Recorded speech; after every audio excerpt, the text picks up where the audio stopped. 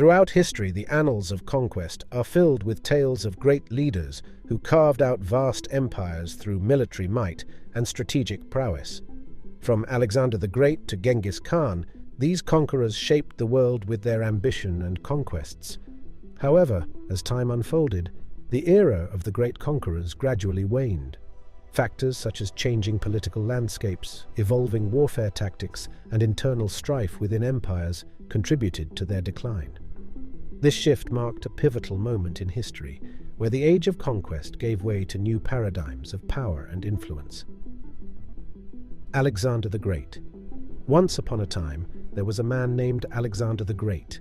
He was famous for conquering vast lands, but it seemed like he was never satisfied. He wanted more, always more. He didn't care about anything else except conquering the whole world.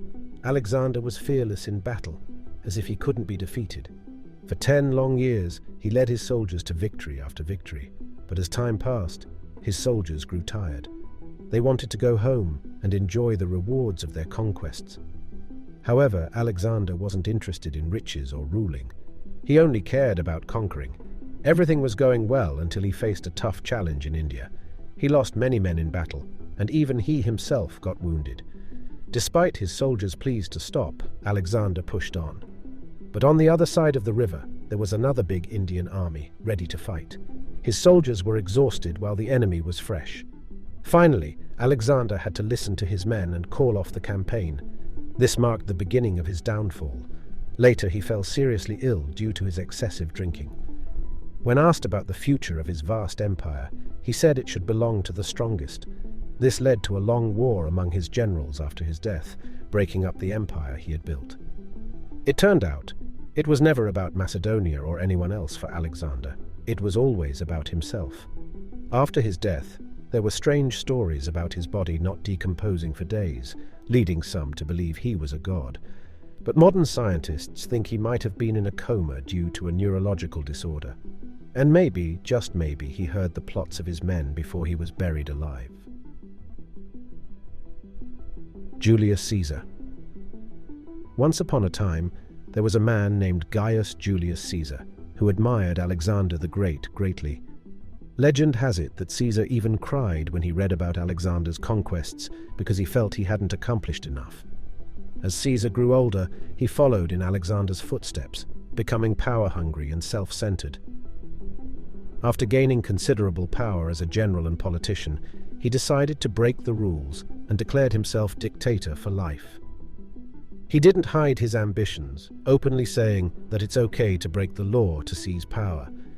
This made the Roman senators very nervous, fearing that Caesar wanted to establish a monarchy and take away their authority. Eventually, on March 15th, 44 BC, a group of senators decided they had enough and assassinated Caesar during a Senate meeting.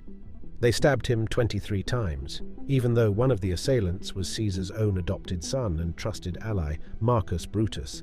It was a tragic end for a man who had once admired the great conqueror Alexander. Genghis Khan. During the medieval times, while the Crusaders were known for their quests, a figure emerged who overshadowed them all. Genghis Khan, known as the Beast of the East. He was determined to conquer more land than anyone before him, even Alexander the Great. Unlike other conquerors who saw themselves as gods or saviors, Khan openly admitted he was a tyrant. He found joy in destroying his enemies, reducing their cities to ashes, and taking their loved ones captive. There are different stories about his death. Some say he fell ill with the bubonic plague, while others claim he was shot while riding a horse. Another story suggests he was fatally castrated by a princess he had kept as a concubine. His death remains shrouded in mystery because he instructed his family and followers to keep it a secret. At the time of his death, the Mongols were in the midst of an important conquest, so Khan prioritized their mission over his own funeral. Even his corpse brought death, as his followers slaughtered anyone who might reveal his passing during his funeral procession. Napoleon Bonaparte. Jumping ahead 5 centuries, we encounter perhaps one of the greatest conquerors in history, Napoleon Bonaparte. By his time, Warfare had evolved from swords and spears to include powerful artillery, and Napoleon proved to be a master of this new art of war. While he initially rose to power in defense of revolutionary France, his ambitions stretched far beyond.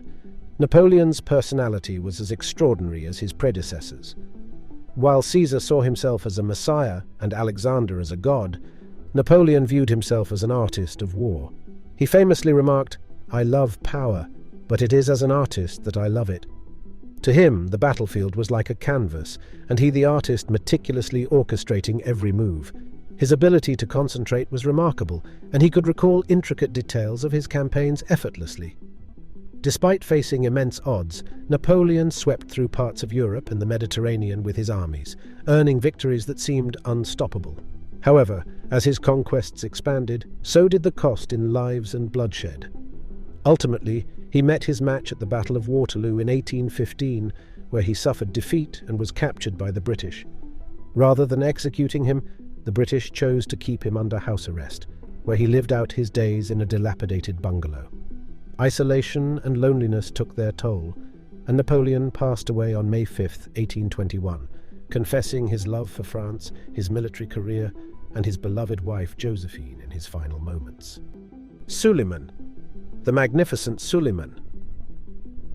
The magnificent's rule is synonymous with military triumphs as he greatly expanded the Ottoman Empire, especially into Europe. His conquests included capturing key cities like Belgrade, Rhodes, and famously besieging Vienna in 1529.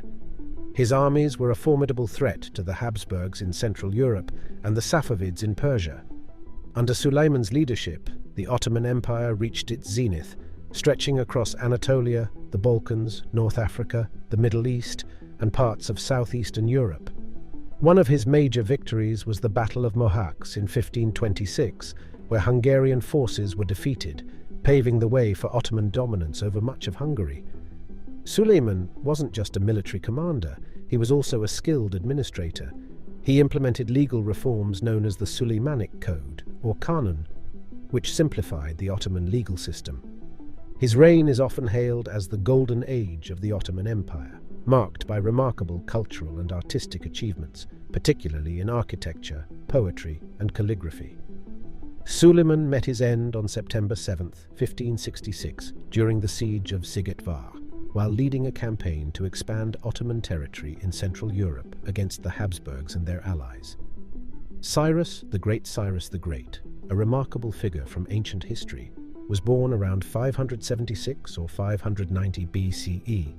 He is famous for founding the Achaemenid Empire, also known as the Persian Empire, which stretched from present-day Turkey and the eastern Mediterranean to the borders of India, covering a vast area.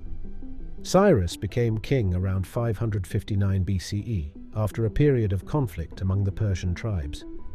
His early years as ruler were spent bringing stability to the region and consolidating his power. His first major conquest was defeating the Median Empire led by King Astyages in 550 BCE, marking the beginning of the Achaemenid Empire's expansion. Among his notable victories was the capture of Babylon, a significant city at that time, which was seen as a sign of divine favor. Cyrus was known for his kind treatment of conquered people and his use of psychological tactics in warfare. One of his most important contributions to history is the Cyrus Cylinder, which is considered an early declaration of human rights. It reflects Cyrus's policies of religious tolerance and freedom. He respected the diverse beliefs and cultures within his empire, laying the foundation for its multicultural nature. Sadly, Cyrus met his end in 530 BCE during a campaign against the Massagetai, a nomadic group northeast of the Persian Empire's borders in what is now Central Asia. Tamerlane Timur, also known as Tamerlane, was born in 1336 in Kesh, a city that is now part of Uzbekistan. He hailed from the Barlas tribe, which was part of the larger Mongol Empire's heritage. Originally named Timur Gurkhani, he rose to power to establish the formidable Timurid Empire, spanning from Central Asia to Anatolia, modern-day Turkey, and northern India. Timur's ascent as a military leader began in the 1360s, where he gradually seized control over Central Asia and Persia. His military campaigns were known for their ruthless efficiency and brutality.